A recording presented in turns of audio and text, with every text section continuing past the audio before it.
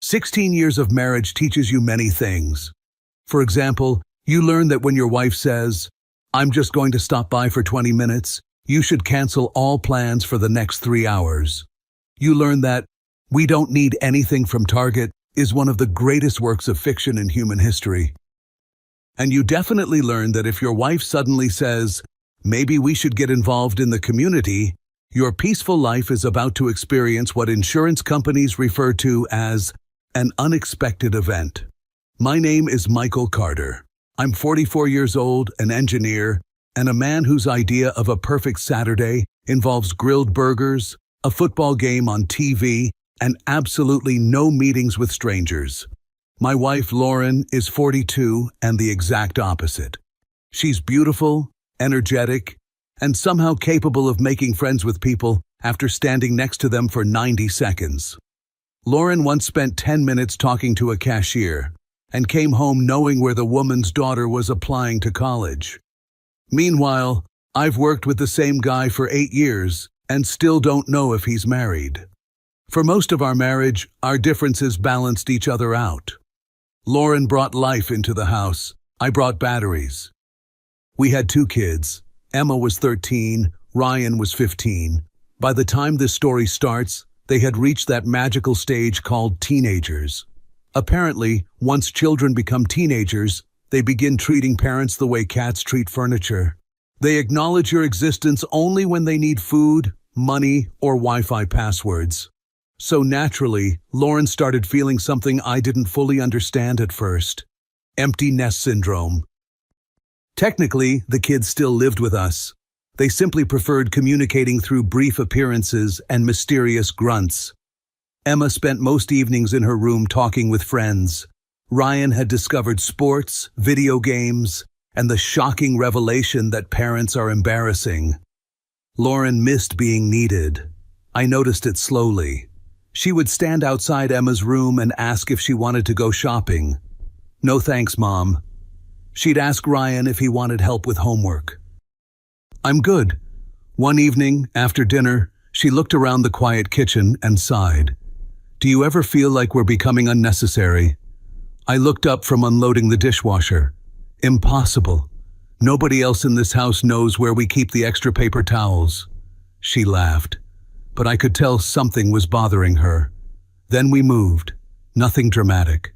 Just a better neighborhood in the suburbs. More space, better schools, tree-lined streets. People who actually decorated for holidays with a level of enthusiasm normally reserved for national emergencies. During our first week, Lauren met 3 neighbors. By the second week, she knew 15. By the end of the month, I was beginning to suspect she possessed some kind of supernatural ability. One Saturday morning, I walked into the kitchen and found 6 people drinking coffee with my wife. I nearly called the police before realizing Lauren had invited them. "Oh good, you're awake," she said happily. "Michael, this is Jessica, Mark, Denise, Kelly, Tom, and Mrs. Henderson." Mrs. Henderson had apparently lived in the neighborhood since the invention of electricity. Everyone smiled at me. I smiled back with the enthusiasm of a hostage reading prepared statements. Lauren practically glowed. For the first time in months, she looked happy, really happy. And honestly, I loved seeing that. After 16 years together, you notice things. You notice when your wife laughs differently. You notice when she walks into a room with more energy.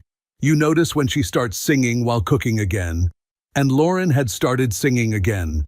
Soon she was organizing small neighborhood barbecues, helping new families move in, collecting donations for veterans, delivering meals to elderly residents. She joined every community activity within a 10-mile radius. Then she somehow became one of the administrators for the neighborhood Facebook group, which, in my opinion, is the modern equivalent of accepting responsibility for managing a zoo. Every evening she'd tell me stories. Mrs. Henderson needed help with groceries. Jessica's husband is traveling for work, so I brought over dinner. We raised enough money for the veterans' care packages. She looked excited, purposeful, alive. One night, while we sat on the porch together, she leaned her head on my shoulder. "You know something?" she said softly. What? I finally feel like I'm doing something important. I smiled, because I meant every word I said next. I haven't seen you this happy in years. Lauren squeezed my hand, and for a while, everything felt perfect, which, as every married man knows, is usually the universe's way of saying, enjoy this while it lasts. At first, Lauren's new role in the neighborhood was actually adorable. I mean that sincerely. She was like a golden retriever with a clipboard. Every morning, her phone would buzz, and her face would light up. Oh, Jessica needs the contact for the painter. Buzz. Denise wants to know if we still have folding chairs. Buzz. Mrs. Henderson's grandson is visiting, and she wants to know if teenagers still like pizza. I told her, Lauren, teenagers don't like pizza. Teenagers worship pizza. Pizza is basically their emotional support animal. She laughed and typed something back. The neighborhood loved her. And I don't mean they liked her. I mean they loved her in a way normally reserved for kindergarten teachers, emergency nurses, and people who bring extra ranch dressing to a party. Everywhere we went, someone stopped her. At the grocery store, Lauren, thank you again for organizing the meal train. At the school parking lot, Lauren, you're amazing. I don't know how you do it all. At the hardware store, Lauren Carter, the woman, the myth, the legend.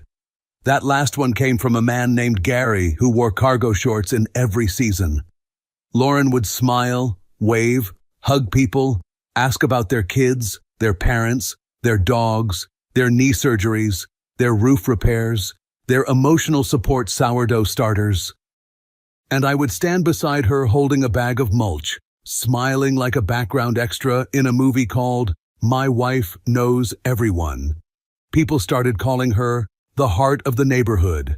Kids called her Miss Lauren. Someone even posted in the Facebook group, can we all take a moment to appreciate Lauren Carter? This woman is the glue that holds our community together. That post got 183 likes. I know because Lauren showed me. 3 times. At dinner. Look, she said, sliding her phone toward me. I looked at the screen. That's nice. Nice? She said. Michael, that's almost the entire neighborhood. Great. If we ever need a small army, we know who to call. She rolled her eyes, but she was smiling. And I was happy for her. Really. The problem with being happy for someone is that sometimes you don't notice when their happiness starts eating your life one small bite at a time. It began with little things. Tiny things. Things so small that complaining about them made me feel like a petty man with too much free time and not enough emotional maturity. For example, we had planned a quiet dinner together one Friday night. Nothing fancy, just the 2 of us. No kids, because Emma was going to a sleepover and Ryan had practice followed by the ancient teenage ritual of hanging out somewhere and providing no details. I made a reservation at an Italian place Lauren liked. I even wore a shirt with buttons, which in my personal classification system counts as formal wear. At 6 o'clock, Lauren came downstairs in a nice dress, looked beautiful, kissed my cheek, and said, I'm just going to answer one quick message. Now, any married man hearing the phrase one quick message should immediately begin emergency preparations. It's never one, it's never quick, and it is rarely just a message. 10 minutes later, she was still typing. 20 minutes later, she was pacing in the kitchen. 30 minutes later, she looked at me with the face. I'm about to cancel something, but I'm going to say it gently, so technically, I'm not the villain face. Michael. I closed my eyes. No. Jessica needs help with the school fair. Tonight? They had 2 volunteers cancel. Tonight?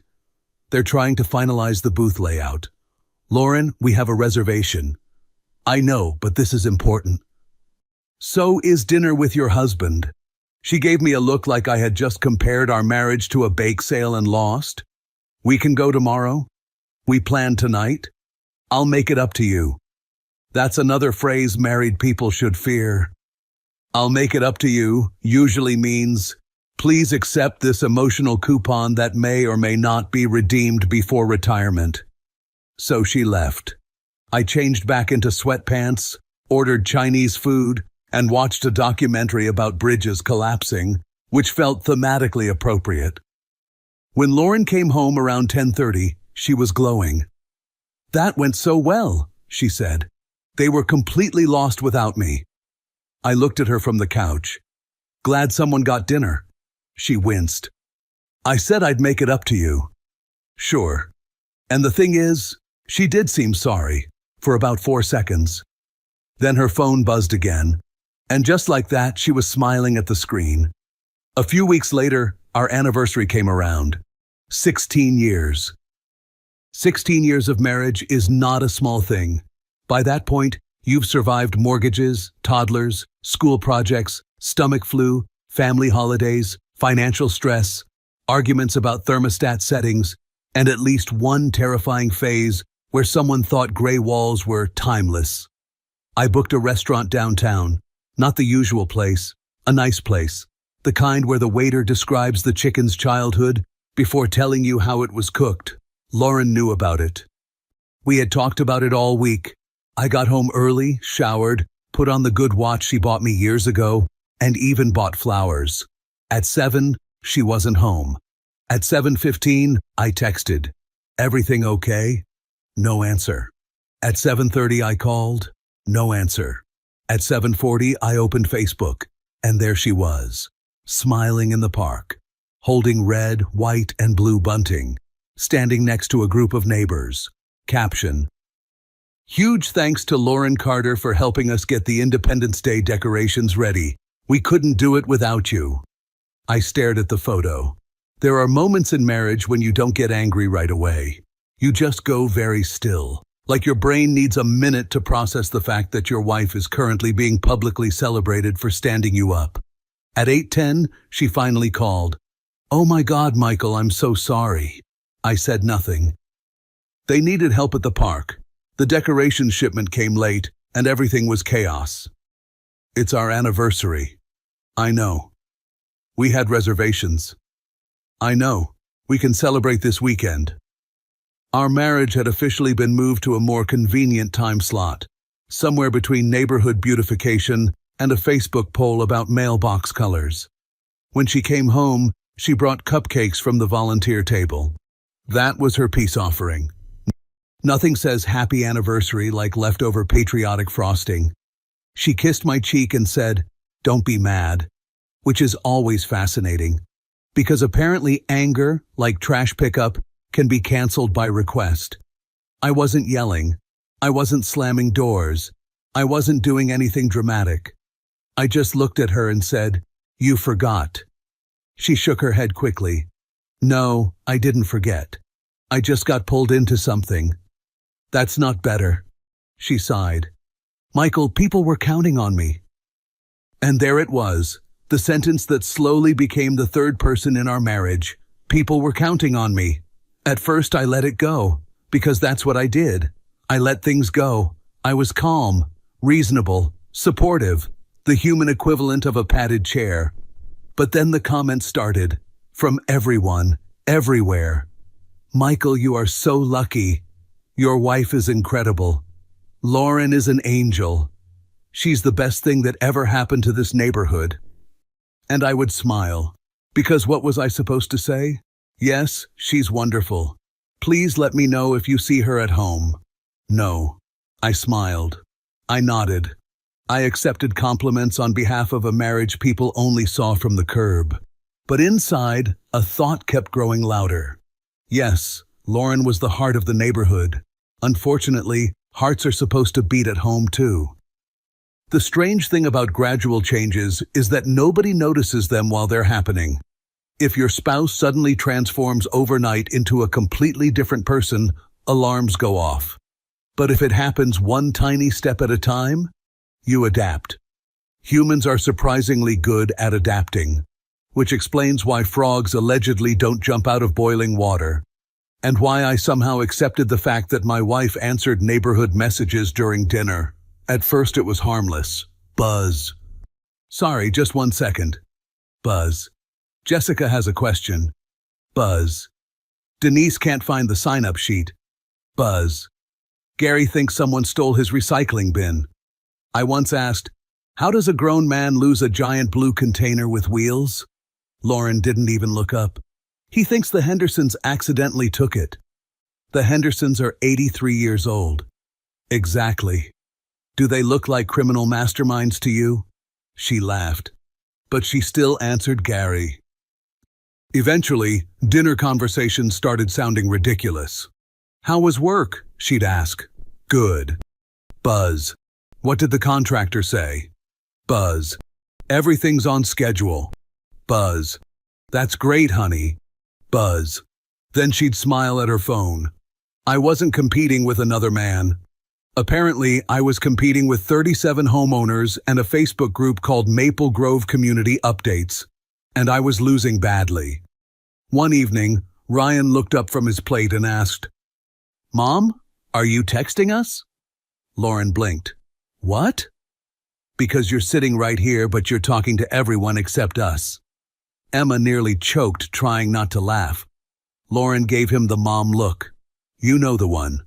The universal facial expression that says, I brought you into this world, and I can still make your life uncomfortable. Ryan immediately returned to eating, but I noticed something. Lauren looked hurt, like she genuinely hadn't realized what she was doing. She put the phone down for the rest of dinner. Unfortunately, that lasted approximately 24 hours.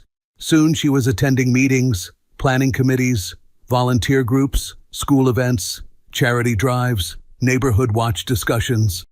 I had no idea why a neighborhood watch required 4 meetings, but apparently suburban crime demanded extensive PowerPoint presentations. Meanwhile, our family calendar began to resemble an airport departure board. Emma's debate competition, Ryan's soccer game, Lauren's charity breakfast, Lauren's planning session, Lauren's volunteer dinner, Lauren's emergency meeting. I asked one night, what exactly constitutes an emergency meeting in suburbia? She smiled. Someone double-booked the gazebo for September. I stared at her. Lauren, civilizations have risen and fallen without perfect gazebo scheduling. She laughed. But she still left. The kids noticed before I did. Teenagers pretend not to care about anything. That's one of their greatest talents. But they're paying attention all the time. Emma stopped asking Lauren for help with school projects. Ryan stopped reminding her about practices. At first, I thought they were just becoming independent, which, according to parenting books, is supposedly a good thing. Then, one Saturday morning, I found Emma decorating a poster by herself. Need help? I asked. She shrugged. I'm good. Didn't your mom usually help with these? Emma didn't even look up. She's busy. Not angry, not bitter, just matter of fact, which somehow felt worse. Ryan changed too. He had a soccer tournament coming up. Nothing huge, not the World Cup, not the Super Bowl, just something important to a 15-year-old boy. And when you're 15, you pretend nothing matters.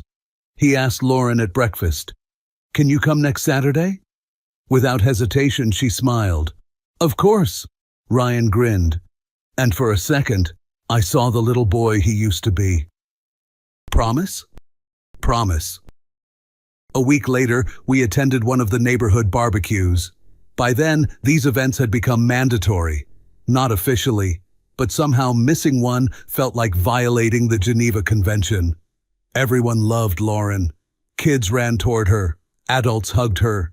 Someone handed her a clipboard before she had even finished saying hello.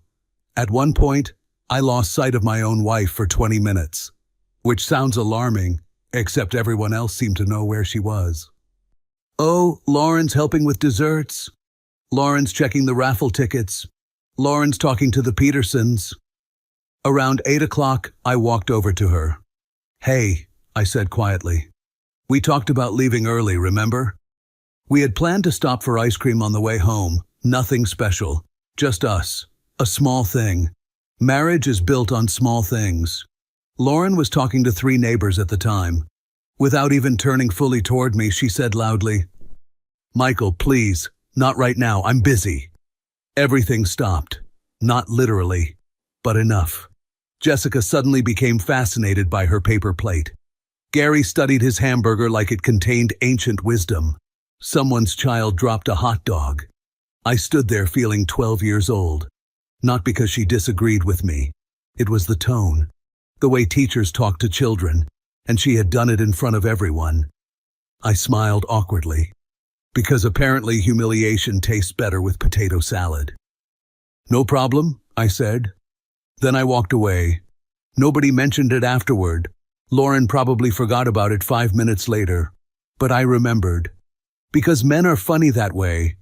We remember stupid things, small moments that quietly sit inside your chest. And eventually, enough small moments become something heavy. Later that night, lying in bed beside Lauren, I stared at the ceiling. She was already asleep. Her phone rested on the nightstand, and I realized something uncomfortable. For months, I had been telling myself, she's happy, she's helping people. This is temporary. But another thought had started creeping in. What if this wasn't temporary? What if this was our life now? What if I had somehow become a supporting character in my own marriage? I rolled over and looked at my sleeping wife, the same woman I'd loved for 16 years, the same woman who used to dance with me in the kitchen, the same woman who still kissed me goodbye every morning. And yet, lying there in the dark, she felt strangely far away. Not because she had stopped loving us. That would have been easier to understand. No. The scary part was that she still loved us. She had just become convinced that everyone else needed her more. The morning of Ryan's regional game actually started perfectly, which, in hindsight, should have made me suspicious. Because life has taught me that whenever a sentence begins with, "Everything was going according to plan," something ridiculous is about to happen. Lauren was already awake when I came downstairs, coffee in hand, hair done, Ryan's team colors on, and for the first time in months, her phone wasn't glued to her hand. Ryan noticed immediately. His eyes widened. "You're really wearing blue?" Lauren looked offended. "Excuse me? I support my children." Ryan laughed. "You support the entire zip code."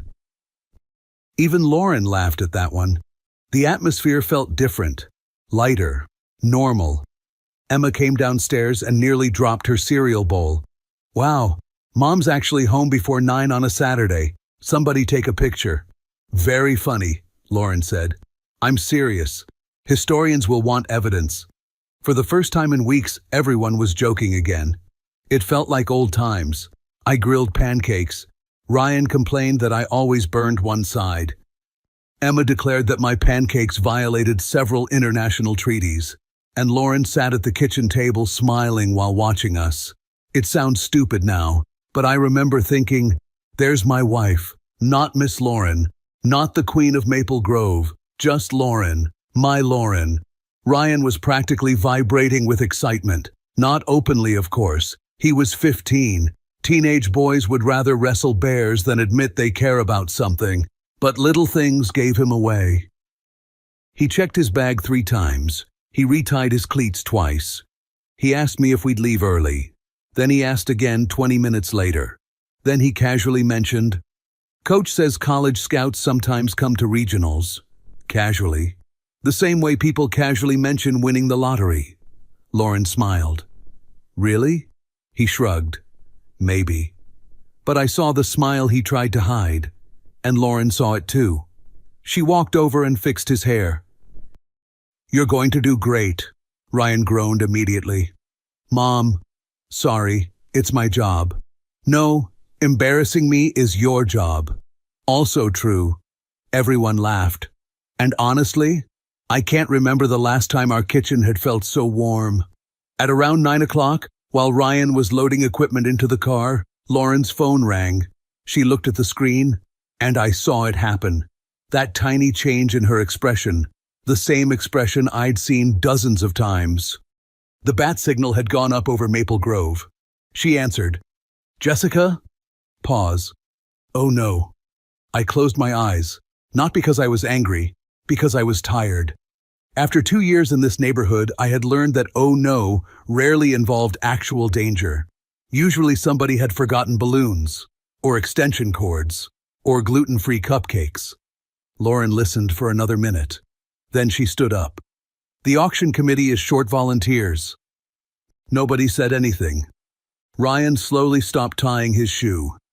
Emma looked down at her cereal. I just stared at the coffee maker. They've been setting up since 7, Lauren said softly. One of the coordinators got sick and 2 families canceled. Ryan looked up. Mom? She immediately turned toward him. Honey, don't worry. I'll only be there for an hour. He blinked. But the game starts in an hour. I know. You promised we'd leave early. I'll meet you there. Ryan looked down at the floor. Not angry, just disappointed. And somehow disappointment hurts more. Lauren walked over and grabbed his shoulders. I promise I'll be there. As we drove to the field, Ryan kept looking at the passenger seat, the empty one, and every time his phone buzzed, I could tell he hoped it was her. At 9:42, she texted, running behind, but I'm coming. Ryan smiled. I smiled too, because after 16 years of marriage, you still want to believe the people you love. Even when experience quietly whispers, don't. Ryan's team won. Every few minutes, Ryan looked toward the parking lot. At halftime, he looked again. No Lauren. At the start of the second half, he checked his phone. No Lauren. By the end of the game, the chair was still empty. His team won 3-2. Parents ran onto the field. Pictures were taken. Kids celebrated. Ryan smiled with his teammates, but I knew my son. His smile never reached his eyes. On the drive home, Lauren texted again. I'm so sorry. Everything got crazy. I'll explain when I get home. Ryan read the message, then quietly put his phone away. That evening, I found him sitting alone on the backyard bleachers near the practice net we'd installed years earlier. He was still wearing his uniform. Good game, I said. He nodded. Then he said quietly, she didn't come. I kept thinking she'd show up. I know. He stared at the grass. Then he said something I'll probably remember for the rest of my life. Maybe we should have been born neighbors instead of her kids. I honestly had no answer for that. Because what exactly do you say to your son when he's not wrong? Lauren came home around 7. She looked exhausted, but she was smiling. Guys, the auction was amazing. We raised almost $20,000. Then she noticed the silence. What's wrong? Ryan stood up immediately. Nothing. And walked upstairs. Emma followed him. Lauren looked confused. What happened? I looked at her. Ryan's team won. Her face changed instantly. Oh my God. He kept a chair empty for you. Michael, he checked the parking lot the entire game. I told him I was coming. No, you promised him you were coming. She closed her eyes. I know, but people were counting on me. And something inside me finally snapped. That's the problem, Lauren. She stared at me. What? Everyone in this neighborhood thinks you're perfect. Michael, no, listen to me. Everyone tells me how lucky I am. Because you are. Am I? She looked shocked. You don't mean that. Really? Because lately I feel like I'm married to the mayor of Maple Grove. That's unfair. No. Unfair is a 15-year-old boy pretending he isn't hurt because his mother had another emergency meeting. Tears filled her eyes. You're just jealous that I've become the person everyone admires. I actually laughed. Not because it was funny, because I couldn't believe what I was hearing. Jealous? Yes. Lauren, I'm not jealous of the neighborhood. Then why are you attacking me? Because you became indispensable to people who would survive without you. I paused, and somehow became a stranger to the people who shouldn't have had to. She stared at me. I continued. You built amazing relationships with everyone out there. I pointed toward the window. And neglected the ones in here. That's not true. Really? Neither of us spoke. Finally, I said quietly, "The whole neighborhood loves you for a few hours a week." I looked upstairs toward our kids' rooms. "We loved you every day." For the first time in 16 years, Lauren had no answer. And that's how the Cold War started. No screaming, no dramatic threats, just silence. Sometimes silence is worse. Lauren stopped trying to explain herself. I stopped pretending everything was fine. Ryan buried himself in soccer. Emma buried herself in being 13, which mostly involved music, eye rolls, and the firm belief that parents are embarrassing life forms. Life continued. Lauren still went to her meetings, still organized events, still answered messages. But something had changed. At home, she wasn't laughing anymore. And for the first time since we'd moved to Maple Grove, I noticed something strange.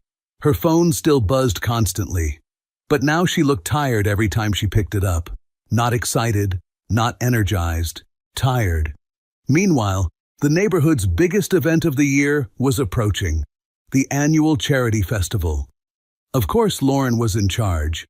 At this point, I assumed if aliens landed in Maple Grove, someone would immediately ask Lauren to organize parking.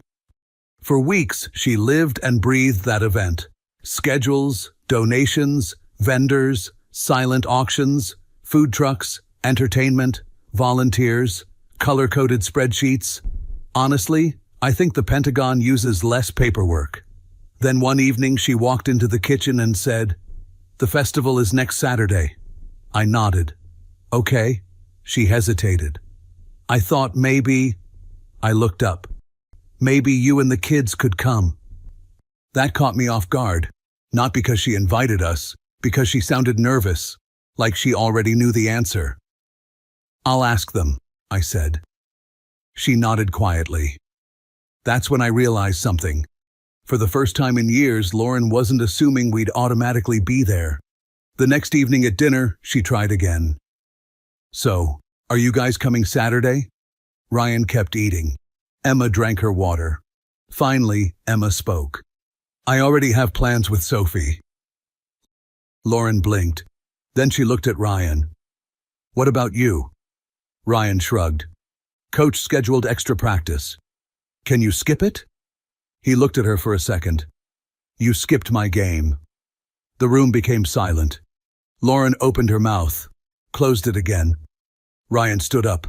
"I'm done," and walked upstairs. Emma quietly followed him, leaving just the two of us. Lauren stared at her plate. For a moment, I almost felt sorry for her.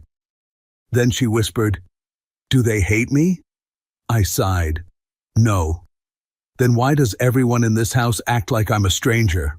I looked at her for a long moment, then answered honestly, "Because somewhere along the way, you became one." She looked down immediately, and for the first time since our fight, I saw tears, real tears, not anger, not frustration, pain. But the festival was only 3 days away, and life in Maple Grove never stopped. Saturday arrived. Lauren left early, earlier than anyone else, because naturally, the woman running half the event had to be there before sunrise. She kissed my cheek before leaving. "Maybe I'll see you later." I simply said, "Maybe." Around noon, my phone rang. It was Lauren. Everything sounded loud behind her. Music, people, announcements, excited voices. "Hey," she said cheerfully. "Where are you guys?" "At home." Silence. "What?" "Emma's with her friend. Ryan's at practice. And I'm mowing the lawn." Another silence. "But, you're not coming?" "No." Her voice became smaller. In the background, I heard somebody shouting, "Lauren, we need you near the raffle table." Another voice, "Lauren, where are the extra tickets?" Another, "Lauren, quick question." These voices used to make her happy. Now, for the first time, they sounded far away. "Michael?" "Yeah? Can we talk tonight?" I looked out at the backyard, at the soccer net, at the empty patio chairs, at the house we'd built together. Sure. And after I hung up, I had a strange feeling. Not victory, not satisfaction, Just sadness? Because sometimes the person who finally realizes they've been losing their family is the last person to notice. That evening, Lauren came home earlier than I expected. Not late, not talking on the phone, just quiet. The house was dark. Emma was still with her friend. Ryan had gone upstairs after practice, and I was sitting at the kitchen table. For a moment, Lauren simply stood there. No speeches, no excuses, no stories about the festival, just silence. Then she noticed something lying on the table. Old photographs. Not because I had prepared some grand emotional presentation. Honestly, I had been cleaning out a drawer earlier. Life has a strange sense of timing. There were pictures from our first house. Ryan holding a soccer ball bigger than his head. Emma covered in birthday cake frosting. Family vacations, Christmas mornings, beach trips, school plays, a terrible camping trip where I almost set our tent on fire. Good memories. Lauren slowly sat down. She picked up one picture. Ryan at 8 years old, standing beside her after his first soccer trophy. He was hugging her like she'd personally won the World Cup. Then she picked up another. Emma asleep on her shoulder during a road trip. Then another. All four of us at Disney, before Maple Grove, before everybody needed Lauren. She started crying. "I missed so much, didn't I?" she whispered. I didn't answer immediately, because after weeks of anger, I discovered something uncomfortable. I wasn't angry anymore. I was tired. Finally, I said, "You spent so much time saving everyone else." I looked around our kitchen. "That you stopped noticing the people who were always here." She covered her face. "I never meant for this to happen. I thought I was doing something good." She looked up. "You were helping people, Lauren, and that's not a bad thing. But somewhere along the way," I paused, "you started treating strangers like family, and your family like they could wait forever." She started crying again. "I don't know how to fix this. Neither do I." And that was the truth. Because life isn't a movie. Nobody gives a speech and magically repairs 16 years of marriage. Trust doesn't come back overnight. Neither do missed soccer games or broken promises. A few minutes later, Ryan came downstairs. He stopped when he saw his mother crying. For a second, nobody moved. Then Lauren stood up. "I'm sorry." Ryan looked uncomfortable immediately. "It's okay," he muttered. "No," Lauren said softly. "It's not." Silence. Then she added, "I missed your game. I'm sorry I broke my promise. And you deserved better." Then Ryan walked over and hugged her. Awkwardly, like only 15-year-old boys can.